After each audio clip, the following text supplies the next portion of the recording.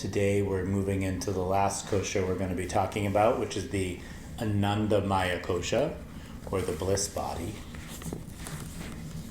So we've kind of, in a way, worked our way down. Physical, pranic, mano, like conscious thought, unconscious, or wisdom body, where we're getting in touch with the deeper reaches of our mind and sort of getting in touch with some greater wisdom. But now we're in the Anandamaya Kosha. So Ananda means bliss. So this is the part of ourselves that is pure bliss. For many people, you've never really thought about a part of ourselves that is pure bliss. But in the yoga tradition, we consider like sort of our fundamental nature bliss. So it's the part of the infinite, right, and nature and God, whatever word works for you, that is expressed within us individually. Sometimes it's referred to as the Atman, sometimes the soul, sometimes the smaller self. In yoga, it's the spiritual heart, and it exists beyond the mind. And another way to think about it would be it's our connection really to the universe. So the reason, we kind of have this as our metaphor is because, our heart is where we feel things in terms of relationship to others in the world around us. And at its deepest point, that is ananda, which is bliss. So when we love, we balance this kosha. And there's a great text called the Narada Bhakti Sutras, right? Bhakti is the sense of devotion, surrender, and worship. And there's a good translation by Prem Prakash, and it says, the nature of spiritual devotion is supreme love. The nature of spiritual devotion is supreme love. Spiritual devotion does not rise from desire. Its nature is a state of inner stillness. So if you've ever experienced romantic love, you know this. It's a time where your heart opens and you feel really open and sort of super balanced. It's like the bliss body is finally fully recognized, and you feel like, oh, this is it. And our relationship with the infinite, right, is now seen, in this other person. So it's almost like you're so in love, you're in love with that person as they express, the infinite or God or nature. So this is a very, it's a unique experience. I mean, maybe we all have it, if we're lucky, once in our life or twice in our life. But that experience kind of keys us in to Anandamaya Kosha. Hafiz is the great Sufi poet, and he's really into this subject, and he's probably the best expresser of this state. Only that illuminated one who keeps seducing the formless into form had the charm to win my heart. Only a perfect one who is always laughing at the word too can make you know love. So this is the kosha that allows one really to have that deep sort of inner peace and that kind of supreme knowledge, right? No matter what's going on around us.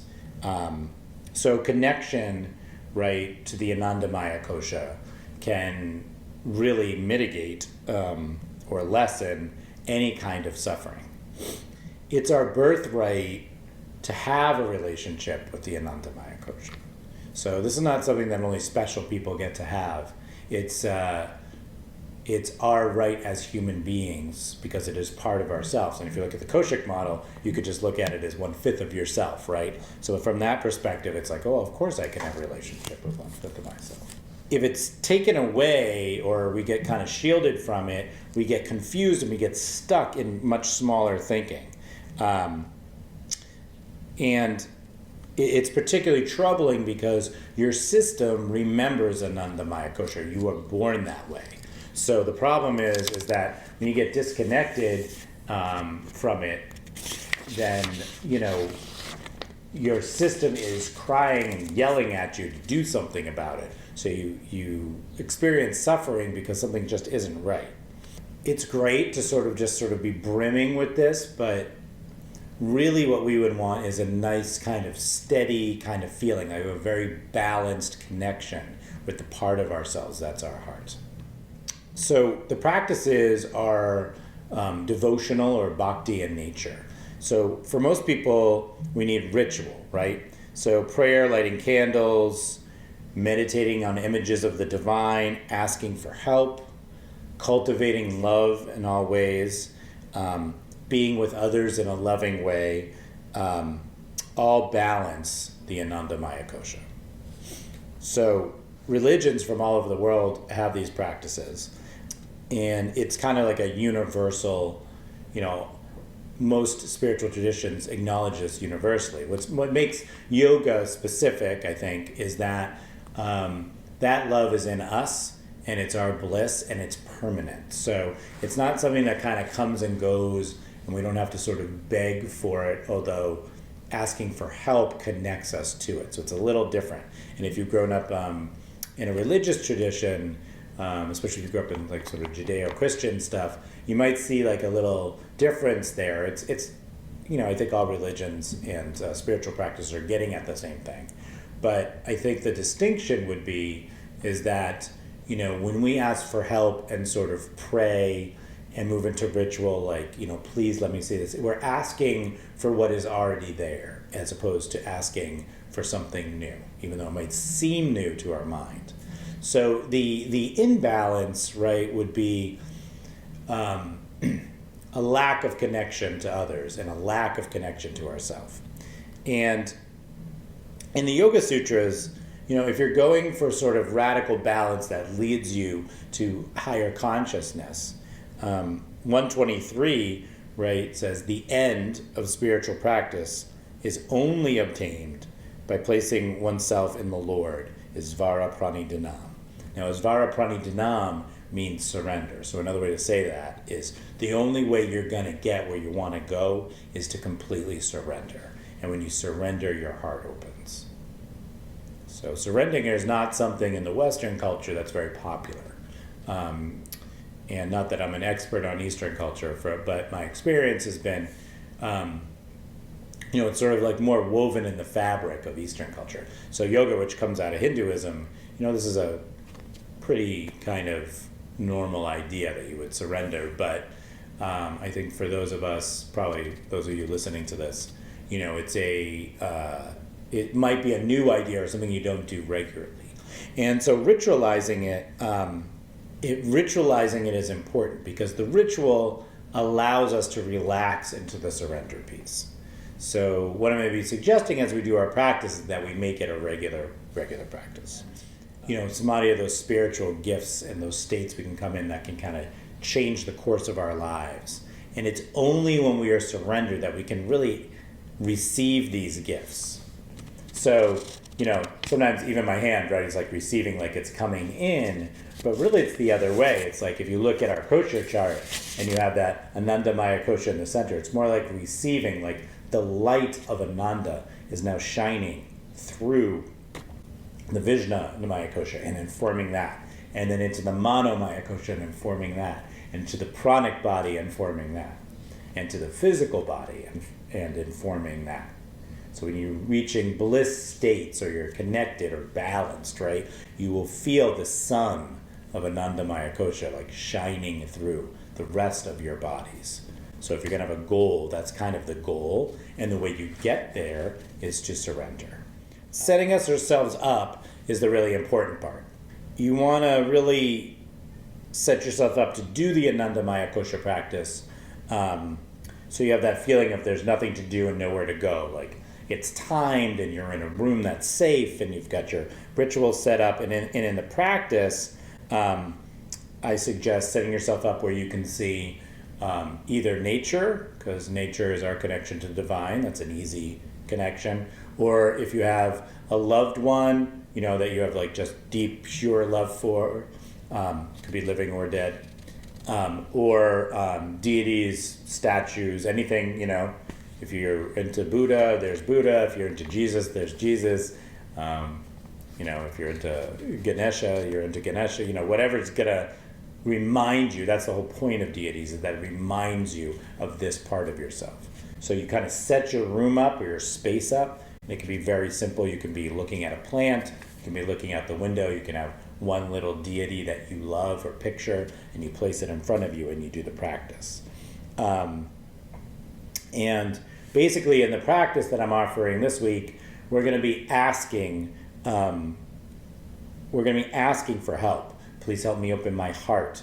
Please help me see things through a wider lens. Please help me see love. May I feel love. May my heart be open. And then there's another piece, which is we take our deity or nature or a person we love into our heart. So we're doing that to enhance connection to that love. So we're physically like moving towards our heart. We're taking that deity into our heart, and we are connecting with that part of ourselves. And in this way, and then finally it ends with a bowing sequence. And the reason we bow, and bowing is really important, I think, is, it's that physical expression of surrender. And we do this over and over again. So we do the practice and then we ritualize ourselves, right, to doing this. You could get the idea and sort of make your own version, because what's really important is that it's personal to you, that you feel a connection to this practice. So if you have another practice, I know a lot of the people taking this have practices that really makes you feel that sense of surrender and connection, then this is where you would insert it to balance your Anandamaya Kosha. Another practice that works pretty well for balancing the Anandamaya Kosha would be Yoga Nidra, which is what we started with. So you move through the koshas, and in the end, you are sitting with your own bliss. So for some reason this, try Yoga Nidra again with a different sort of perspective, which is like, I'm moving through my koshas to my bliss body, and then I'm just going to sit in my bliss for a few moments, and think of it that way. And in yoga, there's a long tradition of different paths, and some people in yoga are jnana yogis, and they use their mind a lot, so philosophy plays a key role, and the other koshic practices are lessened.